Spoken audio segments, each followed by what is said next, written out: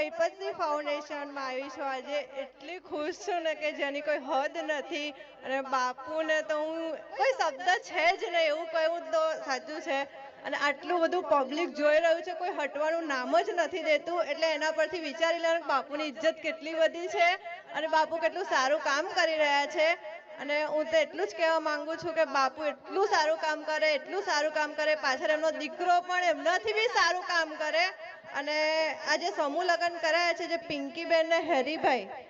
એ બંનેનો હું ખૂબ ખૂબ આભાર માનું છું કેમ કે અમે 4 બહેનો છીએ અને પપ્પાની જે પરિસ્થિતિ છે ને એના લઈને હું એટલું બધું કન્ફ્યુઝ હતી કે મેરેજ કરીશ ને તો કોર્ટ મેરેજ કરીશ ક્યારે મેરેજ નહીં કરું કેમ કે મારા પપ્પાને દેવું થઈ જશે બટ બાપુ જે કામ કરી રહ્યા છે ને હું એવું વિચારું છું કે હું મેરેજ કરીશ ને તો આ જગ્યા ઉપર આવીને કરીશ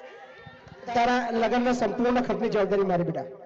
અને જે આ પહેલા મહિનાની 18 તારીખે જે મેરેજ થવાના છે ને એના પછીના બી બધા મેરેજમાં હું અહીંયા ભાગ આપીશ બધી ડેટ મારી 1 લાખ રૂપિયાની બી ઓર્ડર બુક થયેલો હશે ને તો બી હું આ જગ્યા ઉપર આવીશ અને હું ઓર્ડર બાપુનો પૂરો કરીશ એ 1 લાખ રૂપિયાનો ઓર્ડર હું નહીં લઉં